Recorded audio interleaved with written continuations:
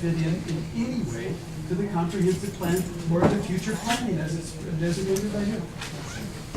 I think you're slightly incorrect, to be honest. The comprehensive plan shows a mix of residential and commercial.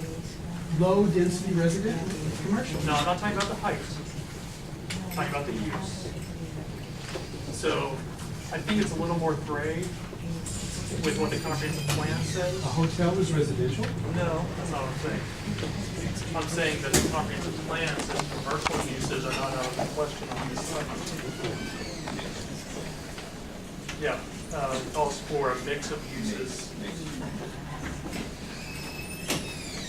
So, you know, and that gets back to some of the commissioner's questions about impacts.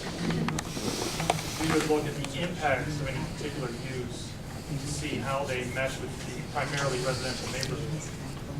Now, that's a separate question also from the height, which again, the future land use map calls for low to moderate density residential and commercial, which is very different from 90 feet. You're 2 minutes ago. Go ahead. Yes, elaborating slightly on his question. It seems like there is a major question which you left out. You reduced all these problems to very tiny details, as if this is what you've got to fix in order to get our approval. But there is this great big effect. It's going to really have a negative effect on a residential neighborhood. Why isn't that on your list? I think if you take a look at our whole report, I think you might get a different impression. We've been very clear with the applicant for years that the size of the project is not acceptable, that it doesn't mesh with the comprehensive plan. So we're definitely not supportive of the height. As I explained to the gentleman in the front, I think there is a question of whether this particular use, could be acceptable in this location. I think the comprehensive plan does provide a little bit of opportunity for something like that. Where's this gentleman here? Go ahead, sir. I actually have 2 questions. One, you listed as essentially positive gain. I think it's Article 21, land development policy should be focused to create job opportunities for district residents. What's the limitation? Is it like a values limitation from the structure? Like, how do you actually enforce that kind of thing as far as, you know, assessing that benefit? And the second thing was impact on infrastructure like sewage, water, and things like that. Does the commission look at that? Was a low density building, even as people are saying with 60, like, maybe the developer at one point said 60% occupancy, but still that's a lot of water going through this neighborhood, a lot of sewage, and all that kind of thing throughout. In terms of the employment, my understanding is that the legislation passed by council regarding tax abatement for this property require them to hire 51% of all permanent jobs in the district residents, and of that 51% would have to be Ward 1 residents. Also, the applicant would have to enter into an agreement with, I don't want to get the name of the office wrong, but it's the Adams Morgan Youth Leadership. well, there's that. They will be working on job training with the Adams Morgan Youth Leadership Academy, but also they have to enter into a first source agreement with, I'm sorry, I'm blanking on the agency's name, but City Department of Employment Services. Thank you.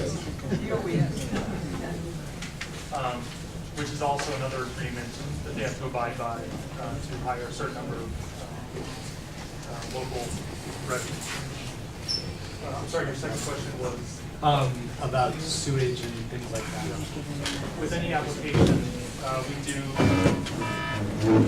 send information to other city agencies, including DC Water, to get their input on the water and sewage usage and capacity.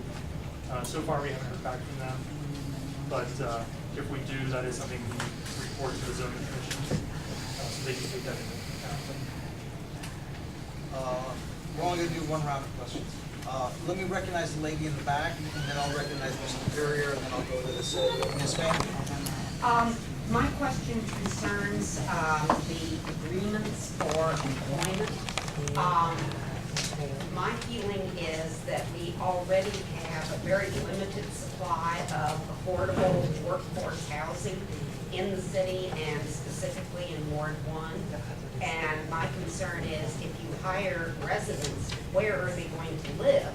Because I feel that, I don't know if the comprehensive plan has taken into account the fact that the presence of a luxury high-end hotel is likely to drive out even more of our remaining base of affordable housing. And most hotel jobs are relatively low wage. Those people will not be able to afford to live in the city. Neither will I. I'm right there with you. Affordable housing is a big problem, obviously, in the city.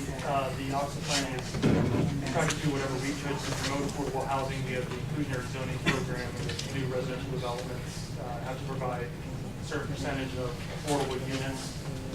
So we're trying to tackle that problem. It's a big problem. I don't think it's unique to this development. I think in general, housing prices are increasing in the city. So we're trying to take a broader view of the problem across the city. Are you taking that into account in your review of this specific project?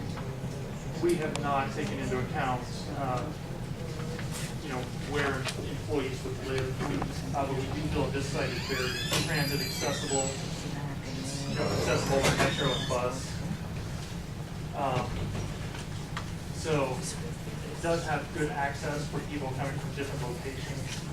So that's one key is for affordable living is giving people travel options to get to their place of employment. Mr. Perrier? Yes. Does the comprehensive plan talk about historic preservation? I'm just curious to know, is it an element in the comprehensive plan about the renovation of the historic structure? And is that considered an amenity to the project? Yes, the That's comprehensive. interest of my group, is that Sure. historic preservation. Yes, the comprehensive plan does have a whole section on historic preservation.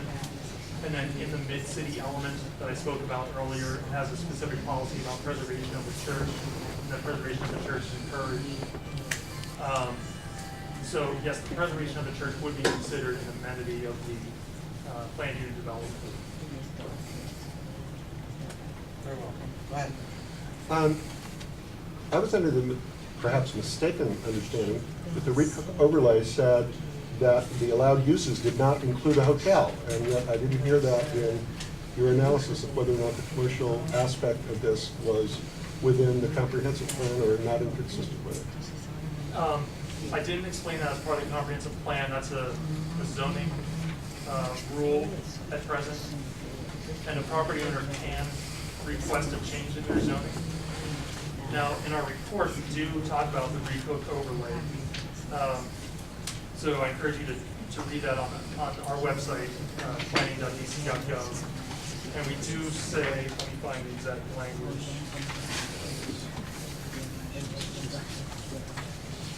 That help? Finishing up? Please. I'm sorry, I can't find it right off the top of my head, but there is, I think we do express concern about how this is compatible with the recook area and the purpose of the recook zone. Somehow I'm getting the impression that the recook overlay, which was important enough to get written in somewhere and was pretty clear about what this was supposed to happen in this neighborhood, doesn't seem to matter at all once we get to the zoning board issues. And I don't understand that. No, I wouldn't say that. Well, we're talking about a building that is over twice the height of the recook overlay and a use that is not within the accepted uses of the recook overlay, so where in the hell is the recook overlay? I mean, does it just evaporate because someone comes in and says, I want to spend money? No, as I said, the zoning cannot be inconsistent with the comprehensive plan. The comprehensive plan says that there should be lower heights on this site, consistent with what the Reed-Cook overlay says. Now, on the use, it is more vague, because it says mixed use, commercial, and residential. So that's where we have